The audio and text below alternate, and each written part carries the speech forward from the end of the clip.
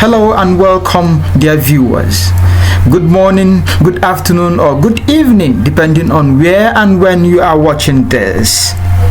This is Inside Africa, the platform where we journey across the continent to bring you untold stories, from economic shift and political development to security realities and bold innovations that are reshaping African lives. Today, we take you to Benue State in Nigeria, a region that has in recent years been gripped by deepening insecurity and humanitarian concern.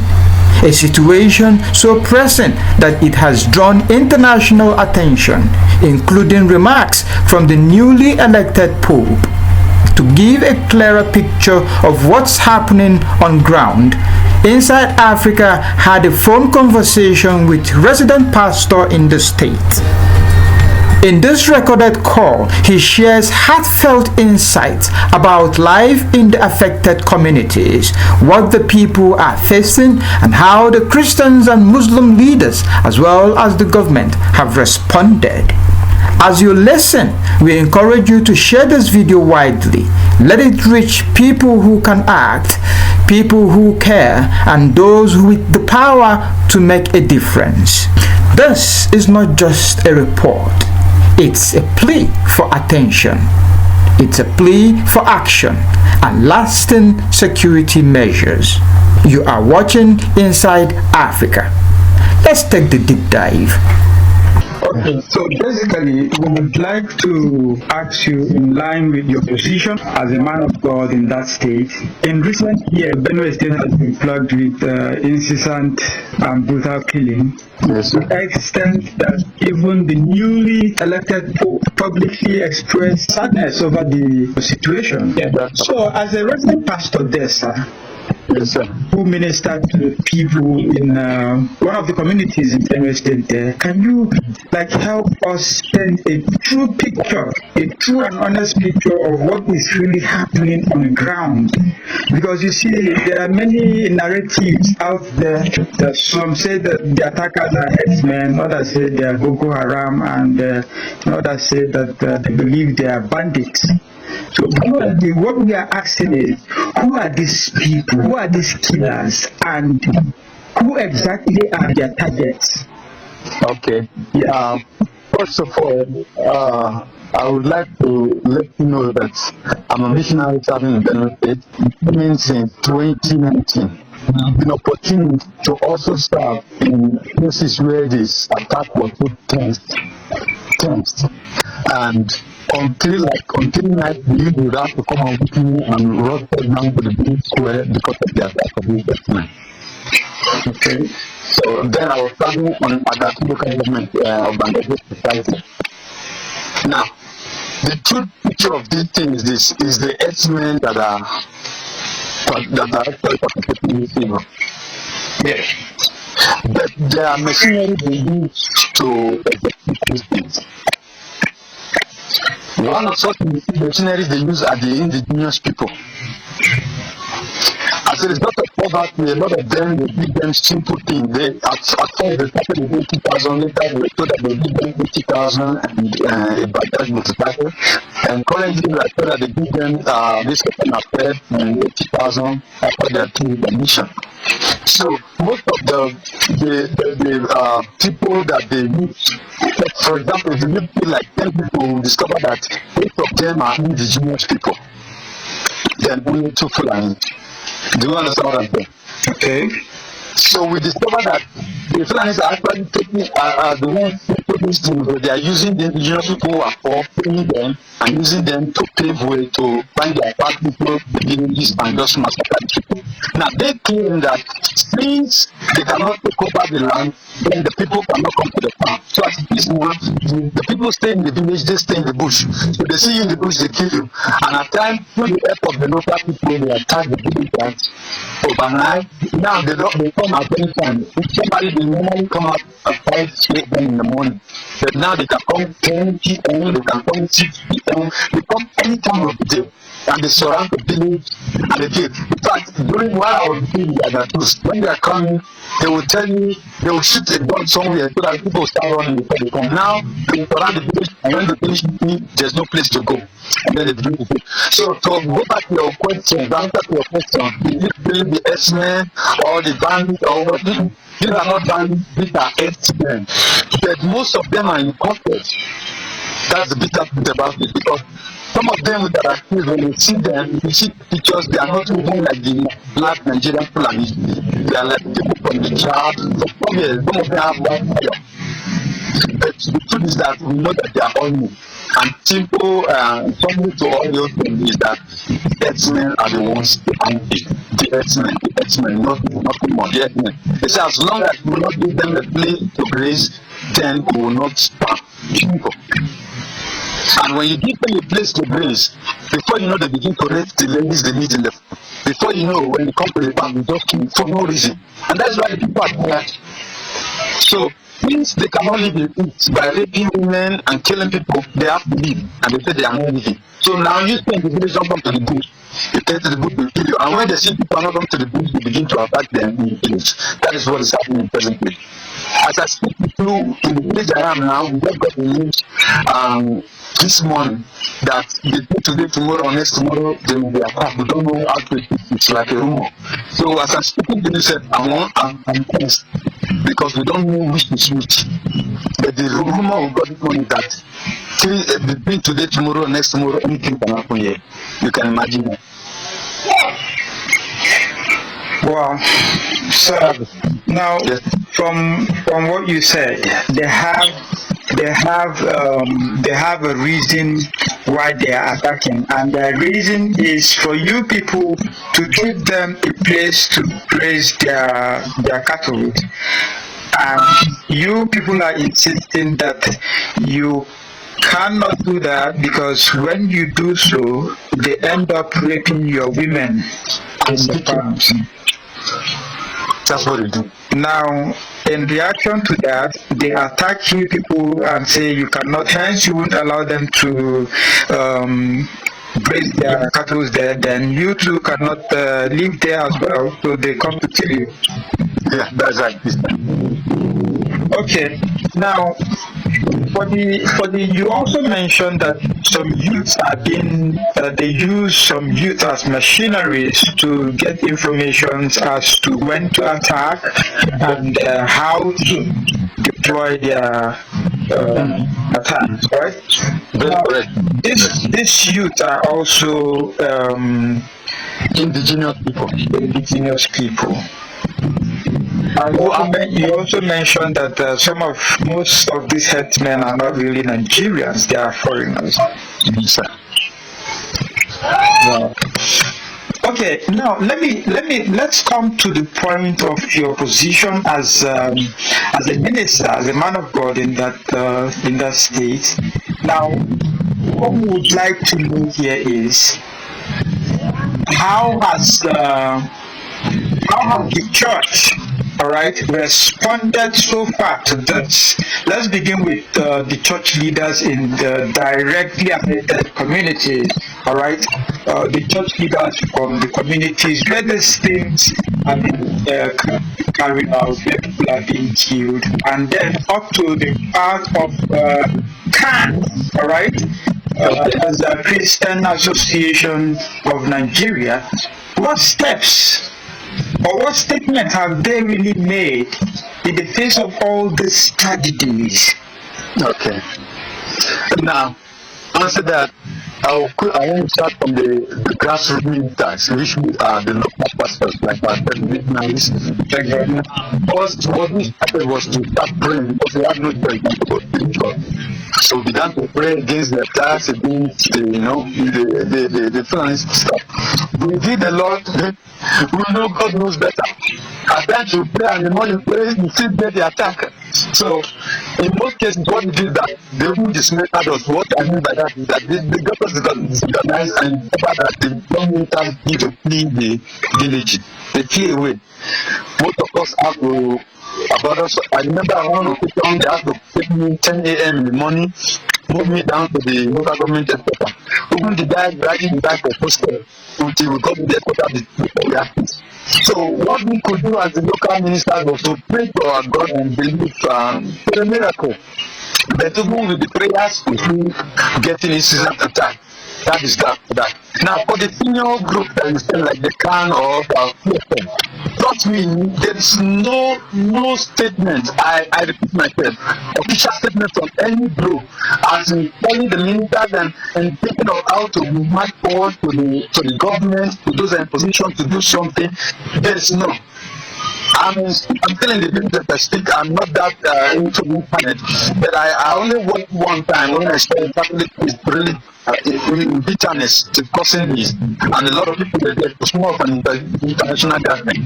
That is the only thing I have heard about it. But for coming too late, coming to visit the villagers, coming to see their well-being, most of the time in those places where the heat is hot, we couldn't also.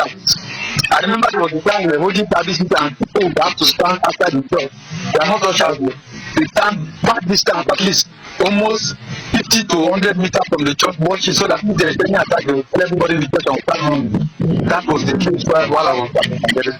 So, nothing like coming to play, coming to say something, or trying to take those at leadership to talk to them, or not to be thinking of helping the local people.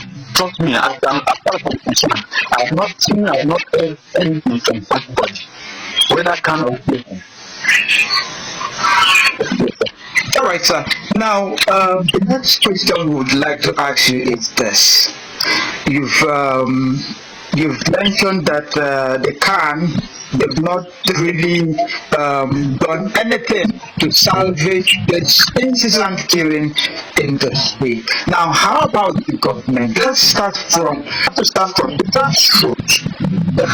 So, the local government chairman, the traditional rulers, and the senators representing the zones, especially the zones where these mayhems are being carried out. All right, then the state governor and the president. What has been their reaction? So how has the government responded to this, starting from the grassroots? The time that question, I need something I was supposed to respond to. Your question was then who are the target is everybody, whether it's a target. Okay, let me lay that on that. Now from question now. From the grassroots, this year made a mistake. The plan mistake from the information I got, the plan came and all the Idoma land, they met together and they spoke peacefully that they should allow them their need to live in trouble anymore. And foolishly, the Idoma community accepted. I'm speaking from a local government now in Benue State. So they accepted and allowed them. When they came in, immediately they started raping them and began to kill again. That was when the game started, and they asked them. Then the chiefs finally met again after some incidents killing from places like in the local government and in Apaya. After they started killing, the next thing they had to do, they came back again, invited their chief and told them to leave in 5 days. And I was told that they bed for 2 weeks. And after that 2 weeks, they still refused to leave. That was when they now started the massacre. It was at the end of the 2 weeks why they decided not to leave. They started attacking from every angle. I said, speak to you. My mother's village, Iwuli, Adoka, they are probably in the village for the past 3 years. The village has become a family as I speak to you now. So they sent a lot of people away from the village, they brought down their houses. So now the chiefs have tried their best asking them to leave, but the chiefs cannot carry them. They are not the armed forces. Now, from the chief, the local government, of course, we know that the local government is permitting me. I do not intend to insult anybody. But we should know that the local government are just they have no power, can do nothing. Now, even in this place, we have soldiers, we have airport, who are the local government area. But even whenever they are disturbing and the youth decide to arise, so that the soldiers will back them up, the people are afraid of these people.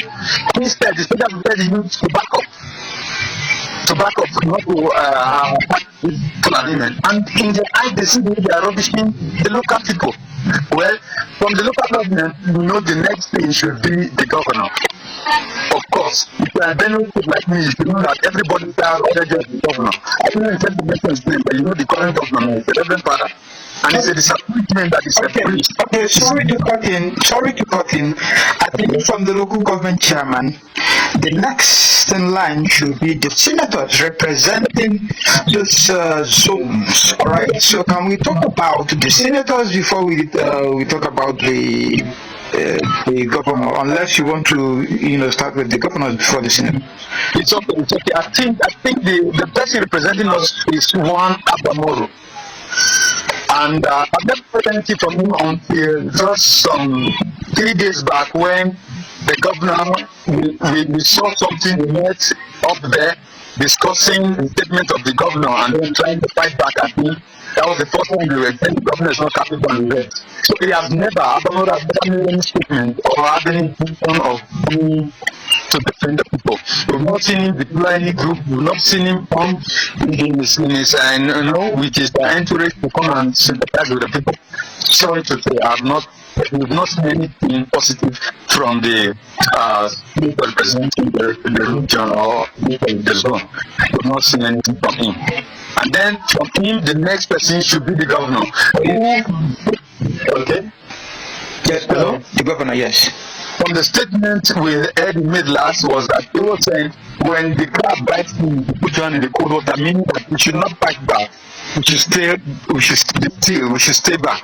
But the more it speaks, the more this guy go and thundering rains of bullets on the people.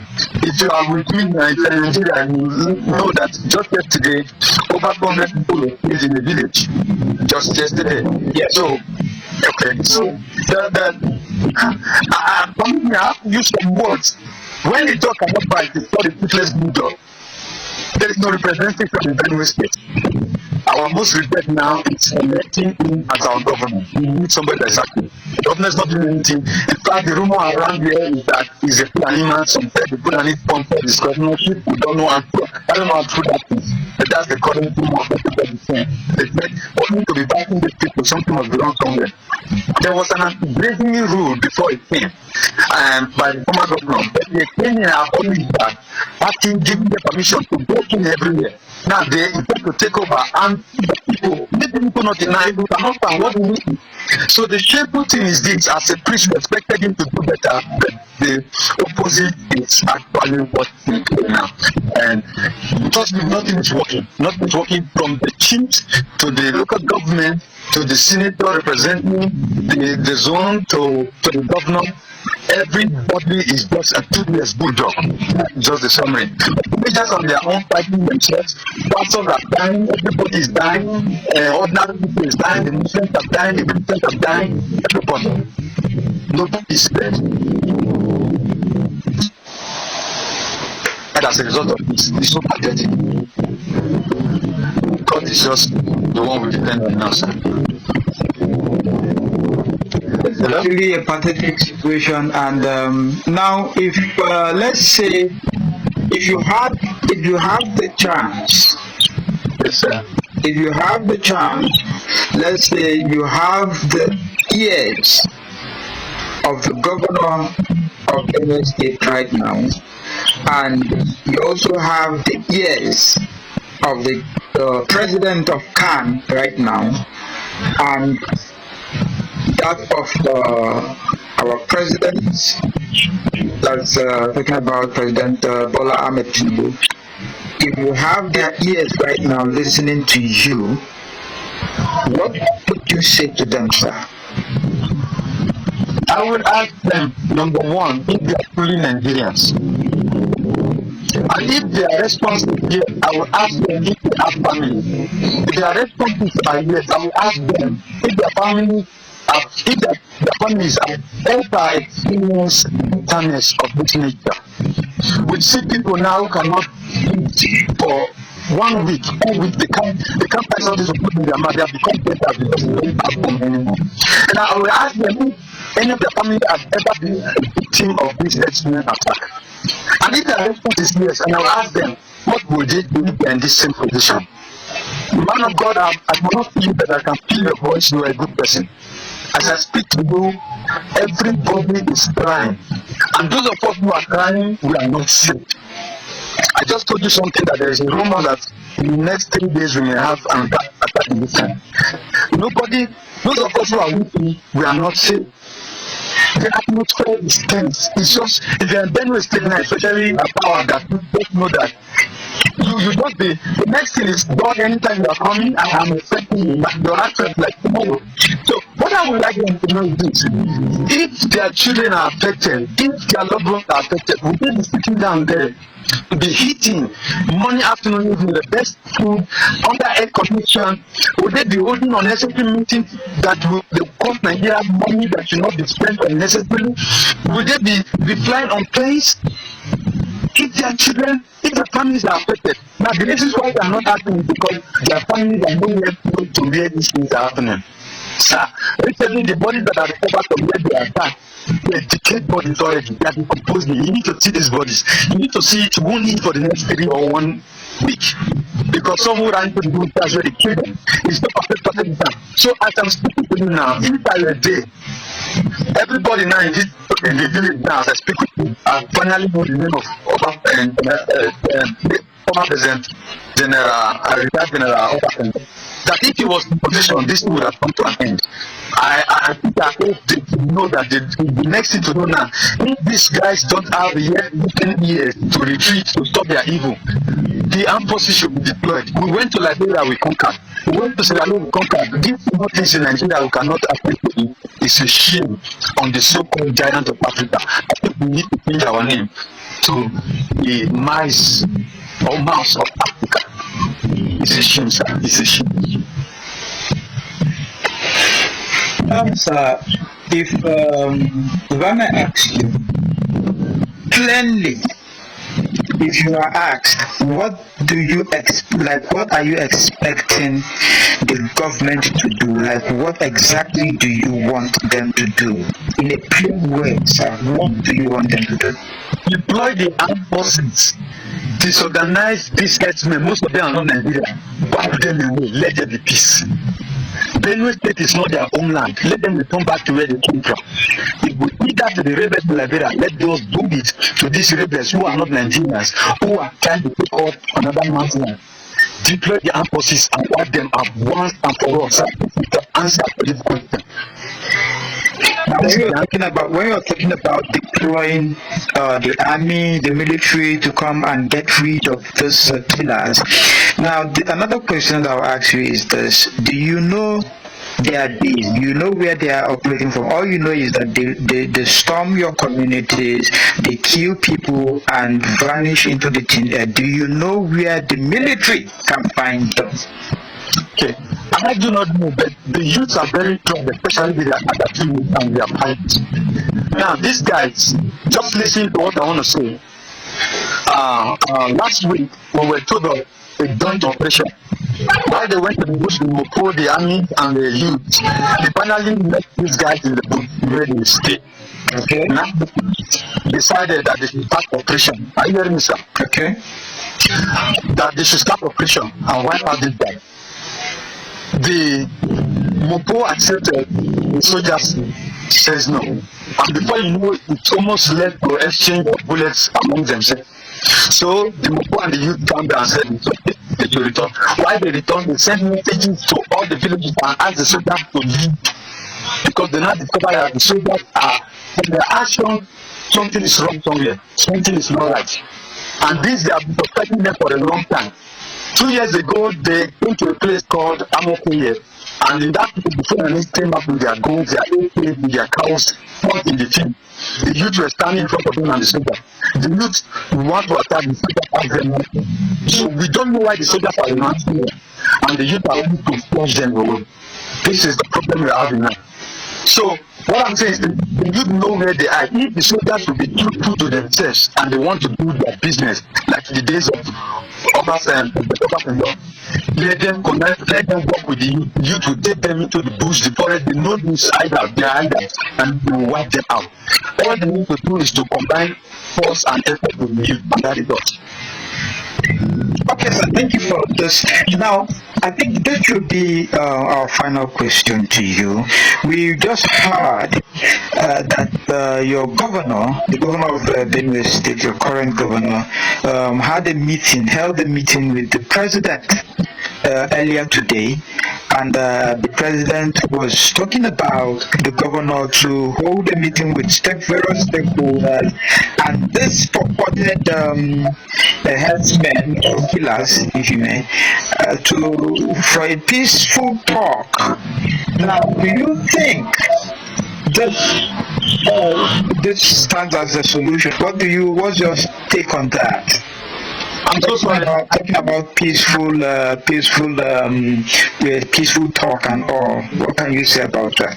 Tell you the truth, sir. These herdsmen are dumb. They don't understand the language called peace. The only language they understand is violence. That statement, and I guess to also tell you that the governor must have discussed with the president on how to bring up this idea. If the people in Benue State hear what you are saying now, you will see the way they will revolt. Because that has been what the governor is saying. No matter how many people talk you hold with these people, it's not working. When you allow them back, if once a man's daughter is dead, you will know the pain. This year, 2 months ago, they raped a 13-year-old girl who is yet to bring out to the breast. Can you hear me, sir? I'm with you, sir. And when they rushed out to the hospital, in 10 days she died. 7 of them raped her. 7 of them. Such a pity. When they asked them to come in Italy, they said before they were allowed them to come with their wife and their children and make sure they build house. The reason why they are just taking that condition so that when they start living, they cannot run away from their family. So because the minute they run away, their family will pay for it. Do you know that they refused to come with their families? They came alone with their cattle. Now, if they come with their family, what they were doing, they don't know.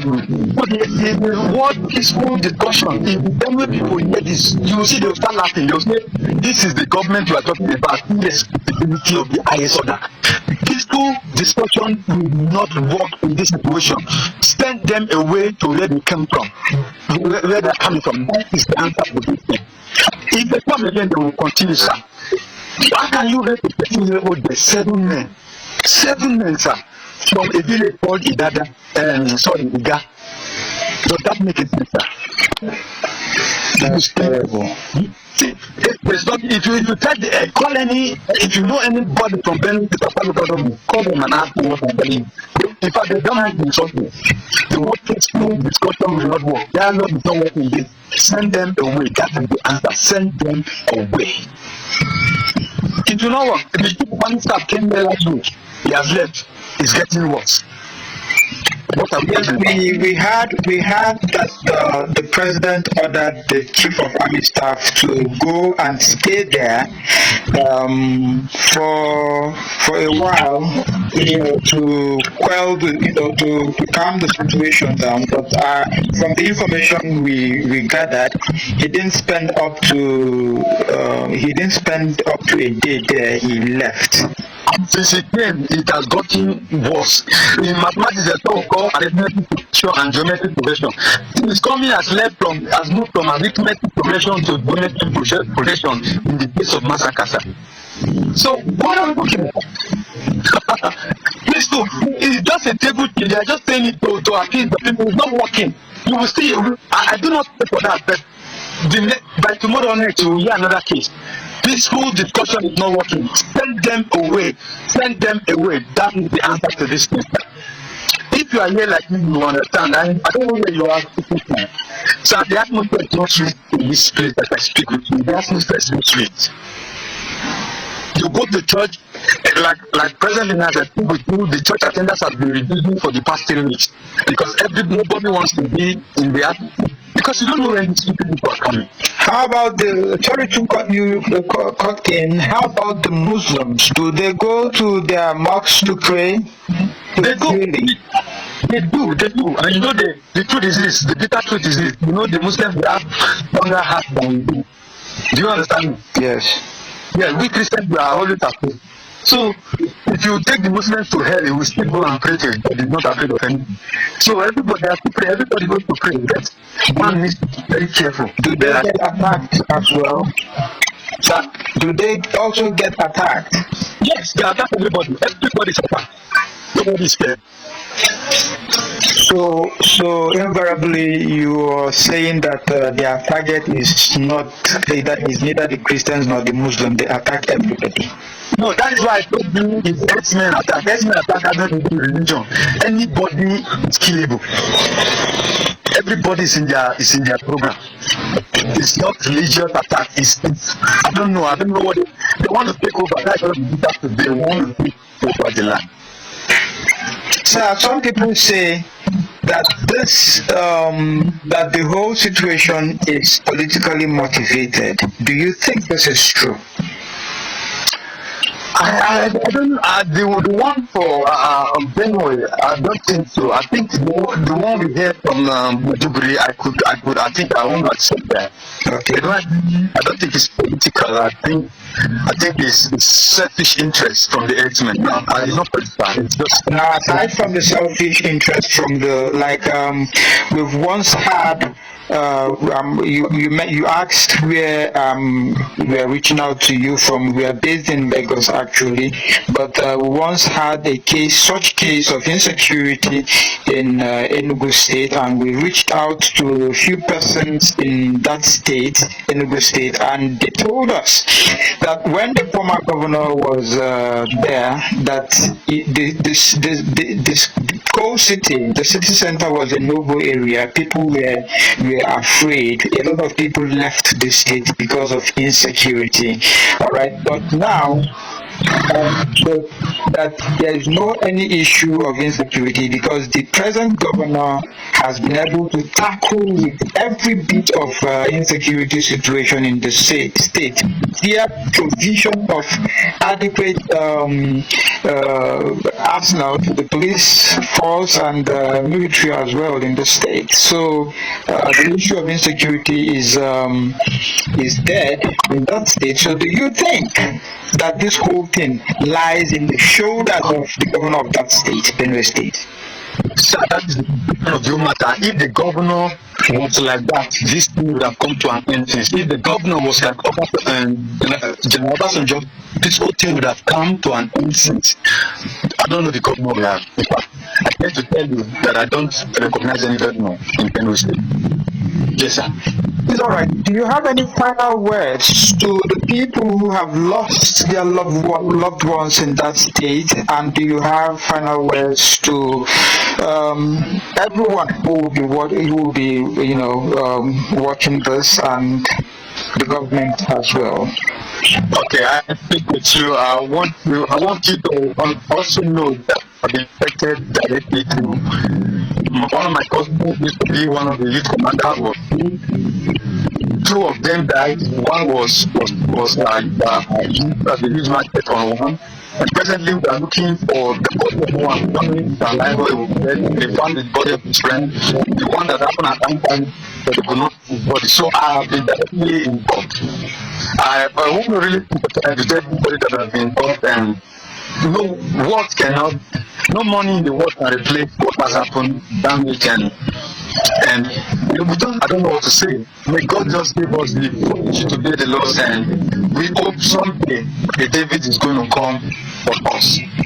Like in the days of Israel when Goliath was silenced, we hope that David will come and silence Goliath for us. Thank you very much. All right, to the government, do you have any final words to the government? Please, we are pleading as citizens of this state that the government should intervene with the best they could. Please empower the bodies, spend them for us. Let them come to help us. We are suffering.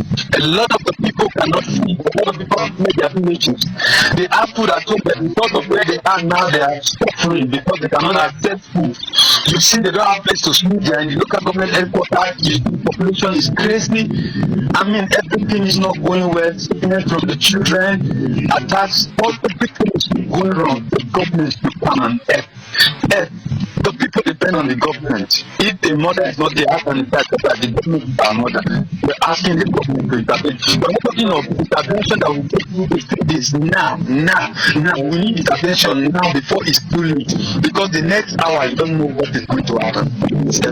All right, Pastor, you mentioned that this attack is not targeted at the Christians alone, and in as much as I didn't ask you about how the Muslim leaders there have reacted to this, but then I would like you to, if you have any word that you can tell the Muslim Islamic leaders there, the imams and the rest of them there, go ahead.